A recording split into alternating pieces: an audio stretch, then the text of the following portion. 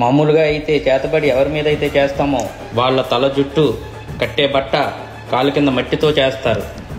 కానీ ఈ ప్రక్రియలో వాటితో పాటు అప్పుడే పుట్టిన పసికందు బొడ్డు, పక్షి జంతు మృతకలేవరాలను ఒక బొమ్మతో పాటు పెడతారు. ఈ బగలాముఖి ప్రయోగం బగలాముఖి భక్తులు